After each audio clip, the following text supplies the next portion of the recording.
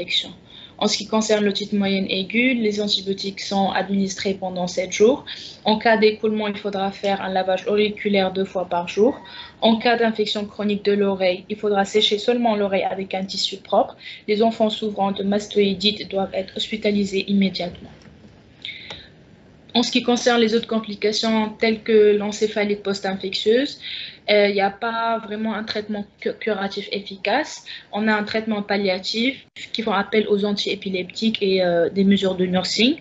Et comme traitement préventif, il faudra faire un traitement préventif qui est plus efficace. En cas d'atteinte digestive, s'il y a déshydratation, il faudra la traiter avec les normes de l'OMS, les plans de l'OMS. Les enfants qui souffrant de déshydratation modérée peuvent être pris en charge en moyenne par les solutions de réhydratation orale et une alimentation correcte. Les enfants souffrant de déshydratation sévère, on effectue le plan C de l'OMS. Si on a une complication ophtalmologique, si l'écoulement est clair, il n'y a aucun traitement particulier nécessaire. Si on a des sécrétions qui sont purulentes, il faudra faire un lavage oculaire et appliquer de la pommade oculaire à la tétracycline 3 fois par jour pendant 7 jours. Il ne faut jamais utiliser de pommade aux stéroïdes pour traiter une maladie oculaire associée à la rougeole. En ce qui concerne la malnutrition et la carence, la prise en charge est essentiellement nutritionnelle. Il faudra encourager l'allaitement au sein. Si l'enfant est sevré, encourager la mère à lui donner des aliments semi-solides et liquides. L'administration de la vitamine A est recommandée chez les enfants rougeoleux dans les situations suivantes. Si le taux de létalité est supérieur à 1%, si les régions carencées en vitamine A, ou bien en cas de rougeole grave et compliqué. Donc, on administre 2 doses de vitamine A espacées de 24 heures.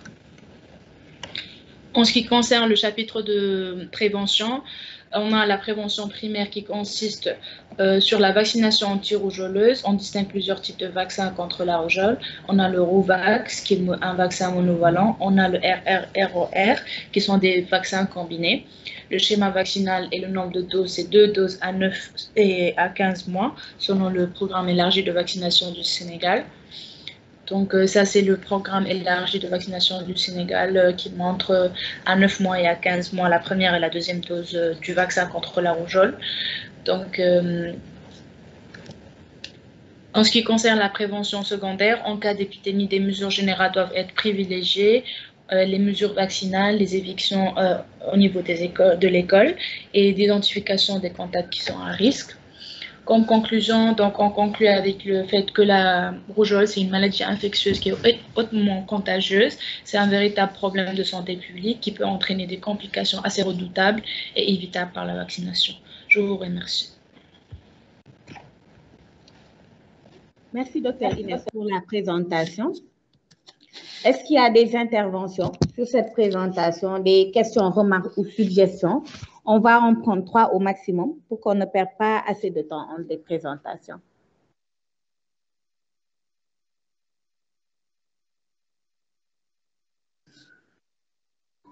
Inès, tu peux quitter, arrêter le partage d'écran pour que je puisse voir ce qui est évident. Ok, d'accord.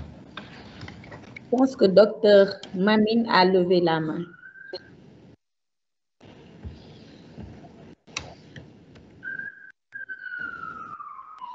Docteur Mamine, vous avez demandé la parole.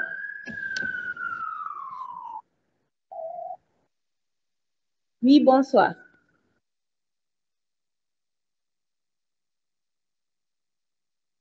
Oui. Oui.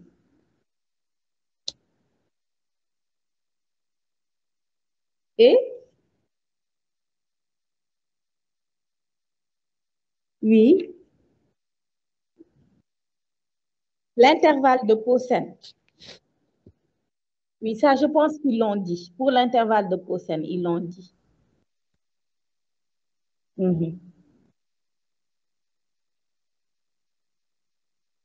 Oui, c'est systématique. Ils ne l'ont pas dit. Pardon? Pardon, vous dites pour la dernière remarque, je n'ai pas bien entendu. Oui.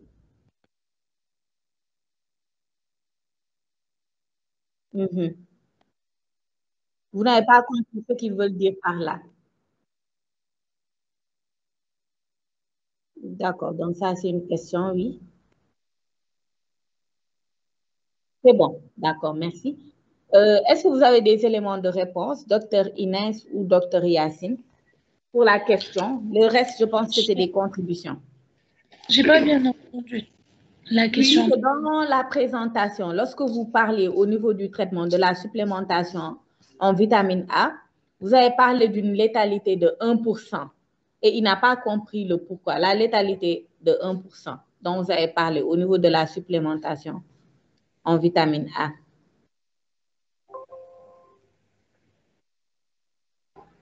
Allô? Oui, docteur Yacine, vous avez la parole, oui. D'accord.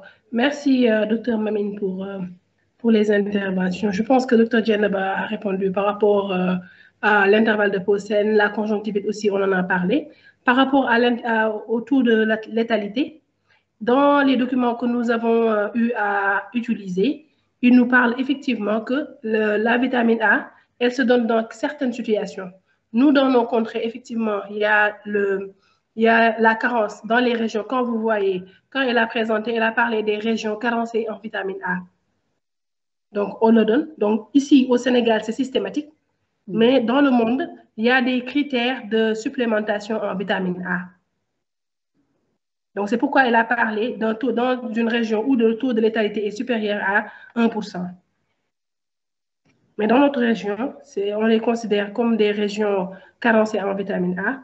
Effectivement, on fait la supplémentation. Parce que même dans le programme élargi de vaccination, si vous avez bien vu, c'est qu'à partir de 6 mois, chaque enfant est supplémenté en vitamine A. Et dans d'autres régions, ce n'est pas systématique. C'est pourquoi on a mis ça.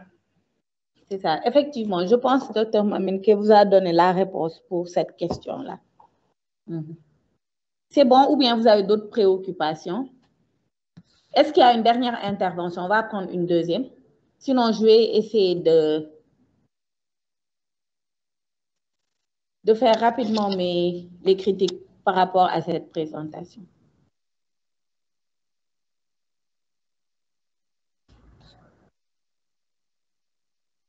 Donc, s'il n'y a pas d'autres interventions, donc je vais passer rapidement aux remarques que j'ai prises. Donc, docteur Inès ou Yacine, il faut prendre note.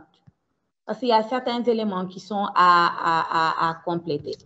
Donc, sur le plan de la forme, vous avez bien fait de décrire les formes cliniques, mais parfois, il y a eu trop de descriptions. C'est-à-dire, comme vous avez choisi le type de description, c'est là-bas où vous auriez dû prendre le plus de temps.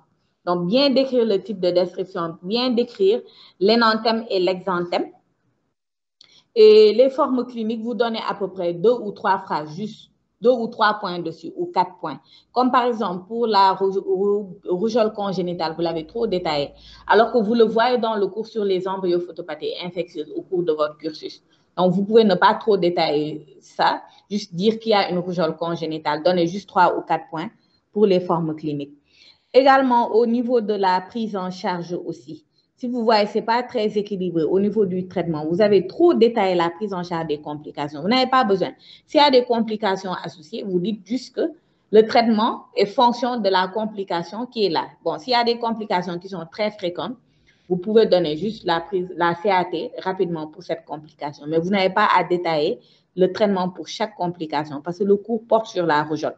Donc, vous devez plus détailler le traitement de la rougeole lui-même en tant que tel. Maintenant, s'il y a des complications qui se grèvent dessus,